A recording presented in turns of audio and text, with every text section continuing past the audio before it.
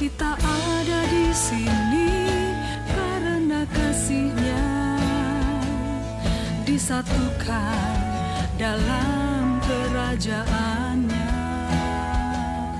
GKKD ada, tinggikan namanya, Yesus Raja. Baik, salam Bapak Ibu sekalian dan saudara-saudara yang terkasih di dalam Yesus Kristus Tuhan. Kita bertemu kembali di dalam sukacita, di dalam perenungan firman Tuhan. Dan saya percaya dan saya berdoa dan berharap setiap kita semua ada di dalam kondisi yang tetap teguh di dalam Tuhan, karena saya percaya pemeliharaan Tuhan itu sempurna dalam hidup kita, bahwa Allah setia, bahwa Allah tidak pernah berubah kasih-Nya dari dulu, sekarang, sampai selama-lamanya bagi setiap orang yang terpanggil dan bagi setiap orang yang mengasihi Tuhan. Ya, bahwa Allah itu adalah setia. Ya, kita akan belajar firman kembali pada kesempatan kali ini. Kita mau tetap teguh di dalam firman Tuhan, kita mau terus belajar firman Tuhan, dan tidak akan pernah kita akan selesai belajar firman Tuhan, nggak akan ada habis-habisnya, ya. Karena firman Tuhan itu selalu baru setiap hari, ada aja selalu hal-hal yang menjadi rema dalam hidup kita, dan kita terus mengalami pertumbuhan di dalam firman, dan hanya melalui firmanlah kita bertumbuh, ya. Hari ini kita merindukan bahwa terjadi pertumbuhan rohani di dalam hidup kita masing-masing. Kita semua harus bertumbuh di dalam Kristus, kita harus bertumbuh di dalam pengenalan akan Tuhan. Kenapa? Karena hal itulah yang membuat kita menjadi kuat. Ya, hal itulah yang akan membawa kita kepada damai sejahtera di dalam Allah, dan itu akan membawa kita kepada panggilan Tuhan dan menyelesaikan apa yang menjadi kerinduan Tuhan di dalam hidup kita. Seperti Rasul Paulus katakan, bahwa dia menyelesaikan pertandingan iman, ya, bahwa dia sampai ke garis akhir. Itu semua kenapa? Saya percaya karena Paulus taat di dalam firman Tuhan, karena Paulus bertekun di dalam firman Tuhan. Tanpa itu dia tidak akan pernah menyelesaikannya. Jadi saya percaya hari ini kita membahas betapa pentingnya mempelajari firman Tuhan, betapa pentingnya kita tinggal di dalam firman Tuhan, betapa pentingnya kita dan harus sadar bahwa firman Tuhan satu-satunya hal yang harus kita kerjakan dalam hidup kita, ya, bukan yang lain. Dan saya percaya seperti yang Yesus katakan bahwa manusia hidup bukan hanya dari roti saja, tetapi dari setiap perkataan yang keluar dari mulut Allah, yang artinya itu adalah firman. Perkataan yang keluar dari mulut Allah adalah firman Tuhan, ya. Jadi kalau kita tidak pernah tinggal di dalam firman Tuhan, kita tidak mempelajari firman Tuhan, dan kita tidak mencoba terus mempelajari firman Tuhan dan memberi makanan rohani kepada roh kita, sesungguhnya dari keterangan tadi atau penjelasan yang Tuhan katakan, bahwa manusia hidup bukan hanya dari roti saja, tetapi dari setiap firman Tuhan, ya. Berarti sebenarnya kita tidak dalam kondisi yang baik, ya, kalau kita seperti itu. Dan kita rindu bahwa kita juga adalah manusia roh yang harus makan dari firman Tuhan, ya. Dan saya percaya firman Tuhanlah yang akan membuat kita mengalami kemenangan demi kemenangan, masuk di dalam satu pengertian dan pengertian lagi yang lebih mendalam. Dan saya percaya bahwa firman Tuhan digambarkan sebagai susu yang murni, ya, digambarkan sebagai makanan yang murni bagi kita.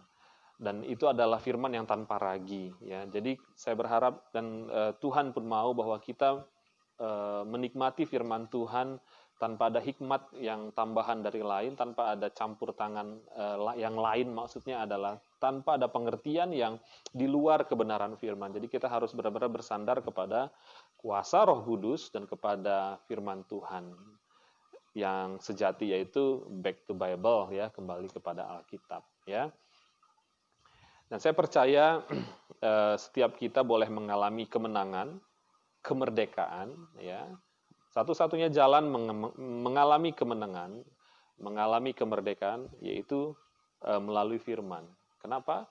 Karena Roh Kudus, Tuhan berkata bahwa the truth will set you free, yang artinya bahwa kebenaran akan memerdekakan engkau, ya. Kita dimerdekakan oleh kebenaran. Apa itu kebenaran? Tentunya semua perkataan Allah, semua firman Tuhan itu akan memerdekakan kita.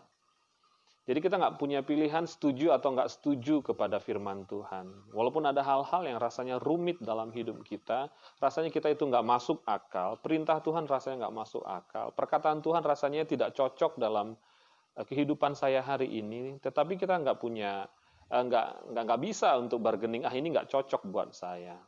Ya, ini nggak pas dalam hidup saya saat ini. Tidak, saudaraku ya. Justru semua perkataan Tuhan itu kita tinggal di dalamnya, itulah yang akan memerdekakan kita, itulah yang akan membawa kita kepada pengenalan kepada Tuhan yang lebih lagi. Jadi boleh dikatakan kebebasan yang sejati atau kemerdekaan yang sejati hanya didapatkan melalui keterikatan kepada firman Tuhan. Kita nggak bisa lepas dari firman Tuhan. Justru ketika kita lepas dari firman Tuhan, kita akan terikat kepada yang lain. Jadi nggak ada yang namanya bebas murni sendiri, bahwa saya ingin menetapkan jalan hidup saya, dan saya akan mencapai tujuan hidup saya sendiri, gitu ya. Nggak ada seperti itu.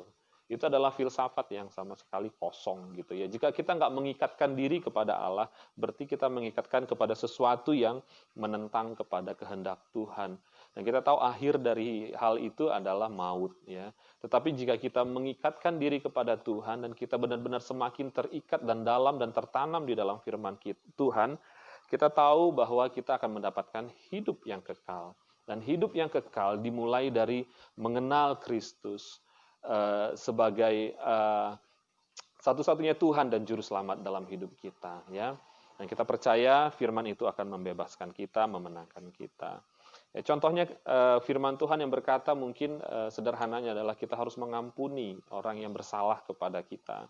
Ya, mungkin orang itu bersalah dengan sengaja atau tidak sengaja. Nah, firman Tuhan selalu berkata ampunilah, ya, melepaskan pengampunan. Saat itu mungkin hati kita masih panas, masih kesal, tetapi Tuhan berfirman kita harus mengampuni, ya. Ketika kita setuju, ketika kita bersepakat dengan firman Tuhan dan ya, aku mau mengampuni, bukankah kita lepas dari keterikatan itu? Bukankah kita dimenangkan, dimerdekakan dari rasa marah, dari rasa dendam kita?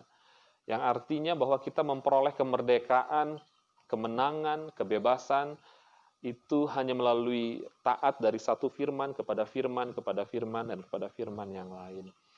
Dan pada akhirnya ketika kita mulai taat kepada seluruh firman Tuhan, kita mengalami kemerdekaan, kemenangan yang sejati.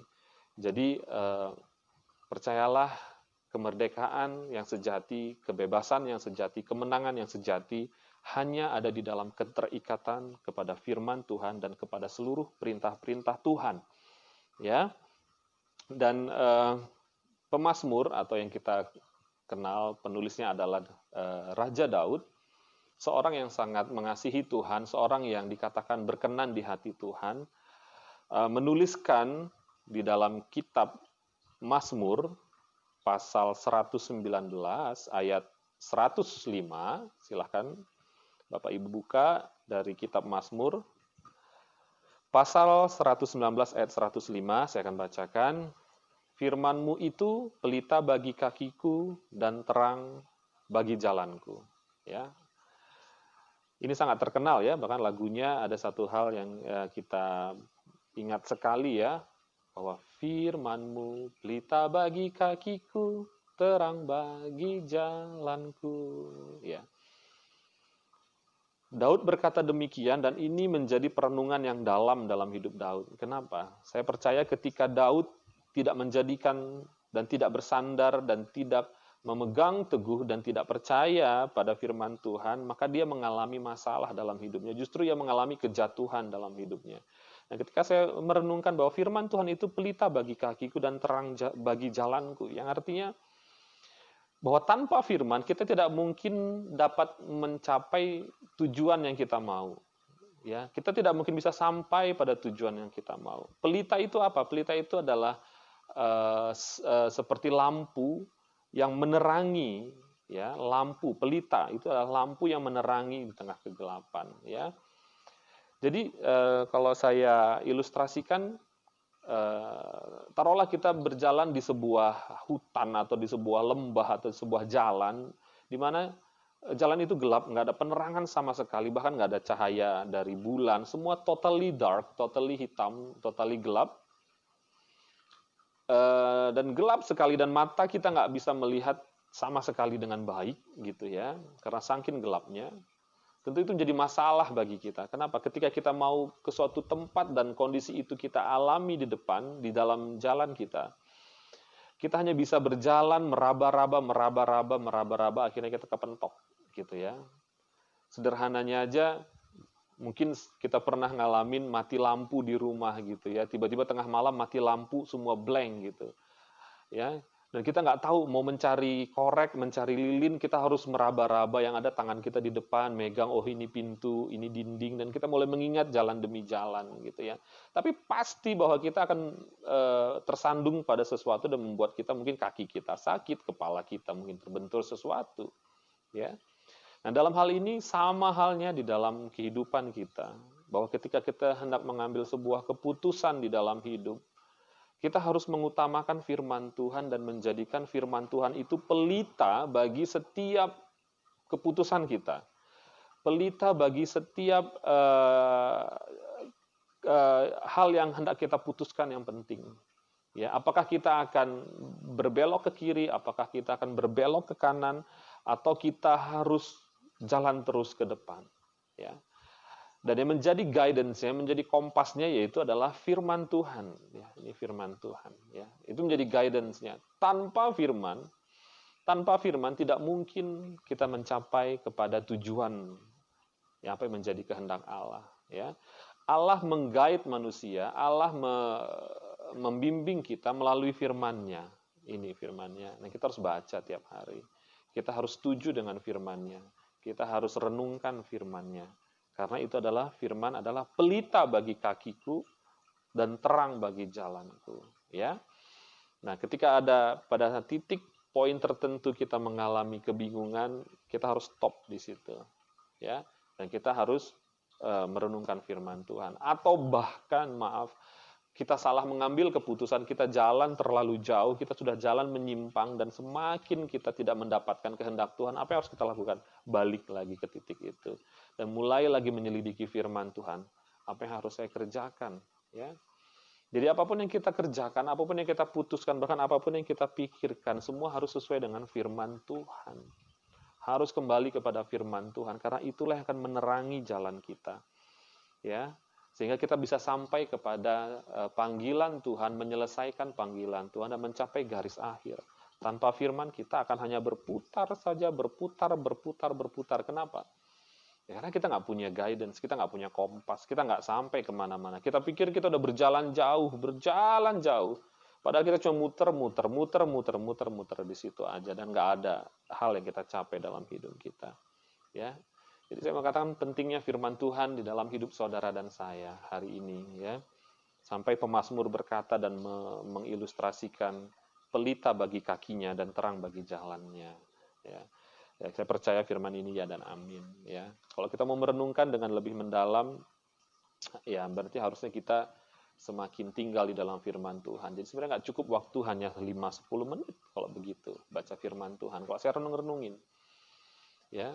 Terkadang kita menganggap firman Tuhan ini ya bacaan sebelum tidur, saudaraku ya. Sebelum tidur nggak enak membaca firman. Betapa kita mengkerdilkan firman Tuhan, betapa kita nggak menganggapnya berharga. Ya. Tetapi Daud, saudaraku, benar-benar meletakkan firman Tuhan prioritas di atas segala-galanya. Di atas segala-galanya. Ya. Jadi wajar kalau hidup Daud adalah hidup yang penuh kemenangan, walau bukan berarti dia tidak pernah jatuh dan pernah punya masalah, tetapi kembali dia dapat bangkit kembali. Firman Tuhan berkata 7 kali orang benar jatuh, dia akan bangkit kembali. Betul? Ya. Itu karena firman Tuhan, karena dia mengenal Allahnya.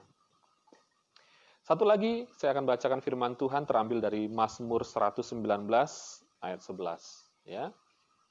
Daud berkata, dalam hatiku aku menyimpan janjimu supaya aku jangan berdosa terhadap engkau. Saya ulangi, Mazmur 119 ayat 11. Dalam hatiku aku menyimpan janjimu supaya aku jangan berdosa terhadap engkau, terhadap Allah. Ya, maksudnya.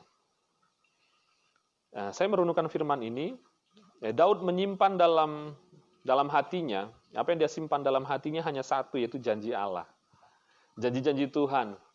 Apa itu janji Tuhan? Ya firman itu lagi kembali.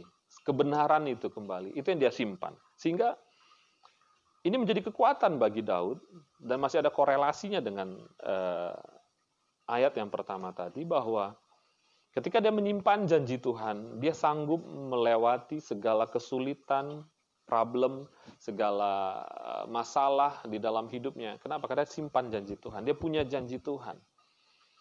Dan yang kedua, berarti bahwa firman Tuhan adalah yang terpenting dan terutama di dalam hidup Daud. Ya. Kenapa? Karena dia menyimpan janjinya. Dia simpan di dalam hatinya yang terdalam. Itu yang selalu ada di dalam hati Daud. Ya.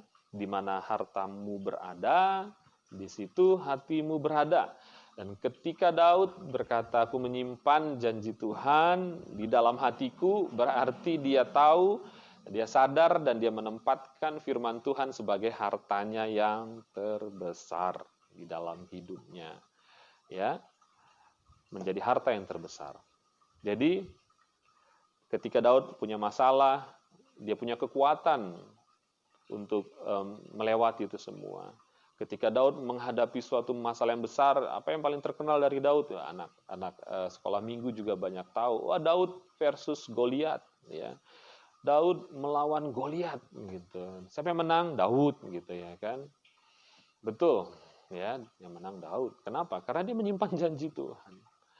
Saul nggak berani, walaupun kalau di Alkitab tertulis badan Saul itu ataupun postur tinggi Saul, dia adalah yang paling tinggi di antara orang Israel.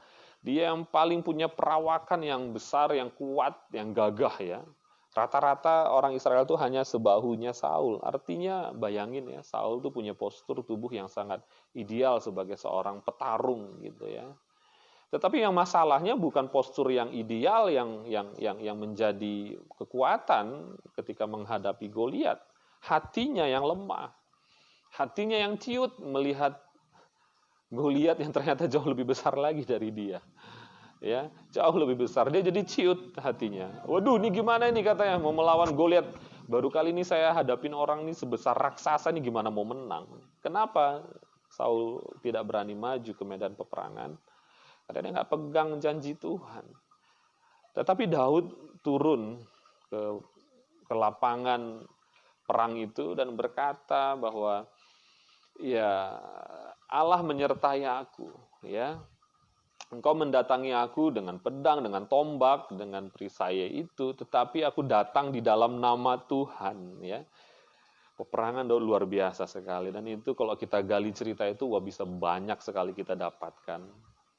Dan ternyata satu, yaitu Daud menyimpan janji Tuhan di dalam hatinya, sehingga dia tidak berdosa kepada Tuhan. Kenapa? Ya, karena dia percaya.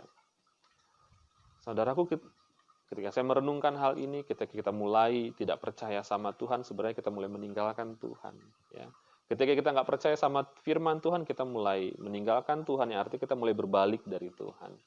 Kita mulai membelakangi Tuhan. Kenapa seringkali kita membelakangi Tuhan? Karena kita nggak pernah simpan firman Tuhan dalam hati kita. Yang kita simpan yang enggak. Yang kita simpan sakit hati, yang kita simpan kesalahan orang lain, yang kita simpan perkataan orang lain yang membuat hati kita ciut, yang kita simpan adalah rasa takut, rasa khawatir, yang kita simpan bahkan adalah dosa pasangan kita, yang kita simpan adalah dosa orang lain, saudaraku. Lah ya kok yang disimpan yang kayak gitu-gitu gitu loh. Ya, wajar kalau hidup kita nggak pernah ngalamin kemenangan. Wajar kalau kita nggak pernah punya kekuatan untuk menghadapi kesulitan, apalagi di masa pandemi COVID seperti ini. Semua orang ada dalam masa sulit. Wajar kalau kita sepertinya nggak punya kekuatan untuk melangkah dan ide-ide baru, nggak berani melangkah membuat apapun, nggak punya daya inovasi lagi. Kenapa? Karena yang kita simpan yang begitu-begitu, bukan janji Tuhan. Ya, tapi kalau kita simpan janji Tuhan, ya urusan Tuhan lah yang menepati janjinya, kan Dia yang berjanji, ya kan Dia akan menepati janjinya, asal kita tetap percaya. Kalau kita nggak menjadi lemah, kita akan terima janji itu. Kalau kita nggak jadi lemah, ya, contohnya sederhana, misalkan ada seseorang janji mau ketemu di mana, di persimpangan. Ya, dia udah bilang saya akan datang di situ, saya akan datang. Tapi kita nggak percaya. Karena kita memilih nggak percaya, apakah kita akan nunggu dia di situ? Ya, enggak dong, gitu. Nggak akan datangnya dia, gitu ya kan? Akhirnya kita nggak tunggu dia di situ. Ya, sama, itu hanya sebuah ilustrasi yang sederhana, yang kecil. Ketika Tuhan katakan, aku akan memberkati engkau, ya tunggulah, Tuhan akan berkati. Ya, aku akan memberkati engkau, ya tunggu, Tuhan pasti berkati. Ya, tunggu, Tuhan pasti berkati. Pasti berkati. Ya, Tuhan nggak pernah ingkar janji. Dia bukan manusia sehingga dia ingkar janji. Dia Allah. Ya, dia terikat dengan semua firman-Nya. Dia nggak bisa mengingkari firman-Nya karena dia Allah. Nggak ada lagi lebih tinggi dari Allah. Ya, dia terikat kepada perkataannya sendiri. Amin. Jadi bagaimana kita melewati masa COVID ini? Bagaimana kita menghadapi, kita face dengan COVID, dengan kondisi yang susah saat hari ini? Ada 2 kunci hari ini yang kita pelajari, saudaraku ya. Yang pertama adalah jadikan firman Tuhan itu pelita bagi kakimu, sehingga ia akan menerangi jalanmu. Yang kedua adalah kita menyimpan janji Tuhan di dalam hati kita, sehingga kita tidak berdosa kepada Tuhan, sehingga kita tidak menjadi ragu kepada Tuhan. 2 hal ini kiranya memberkati hidup saudara, 2 hal ini kiranya memberkati hidup kita semua. Kita mau cek hati kita hari ini, kita bongkar hati kita, seperti Daud berkata, ujilah aku Tuhan, selidiki hatiku dan batinku, gitu ya. Dan kita bisa lihat apakah kita masih simpan janji Tuhan.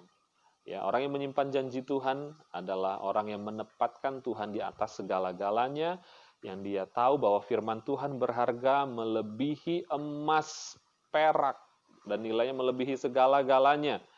Ya, dan harta yang terbesar itu ada di hadapan kita hari ini, ada di depan kita, atau saya mau katakan sangat dekat dengan kita. Itulah firman Tuhan, ya, firman Tuhan. Ya, jadi Tuhan katakan di dalam Kristus engkau penuh di dalam segala hikmat perkataan dan segala kekayaan berkat sorgawi ada padamu. Ya, jadi jangan takut. Jangan gundah, jangan gusar.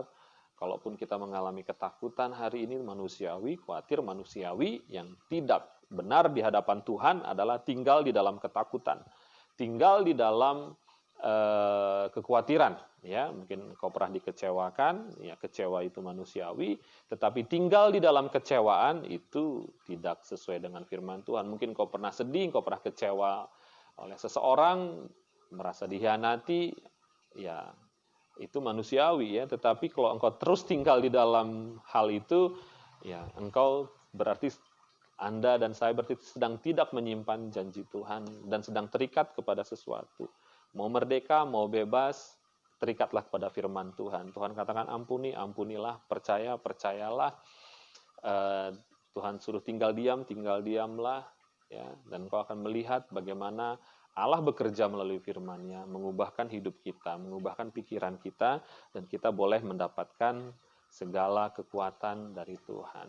Ya, jadi satu-satunya cara adalah mengandalkan Tuhan, menjadikan firman Tuhan terdepan dalam hidup kita, menjadikan firman Tuhan kompas dalam hidup kita, dan menyimpan semua janji Tuhan di dalam hidup kita, sehingga kita tidak berdosa kepada Allah. Kiranya Tuhan menolong kita semua melewati masa yang sulit ini. Kiranya Tuhan tetap menjagai setiap langkah kita, sehingga kita tidak salah arah, sehingga kita tidak melenceng dan menyimpang dari segala janji Tuhan dan dari segala panggilan yang sudah Tuhan siapkan dalam hidup kita. Dan biarlah kiranya roh, tubuh, jiwa kita terpelihara sempurna di dalam kasih anugerah Tuhan. Selamat beribadah, selamat menikmati kasih anugerah Tuhan. Tuhan Yesus memberkati. Shalom.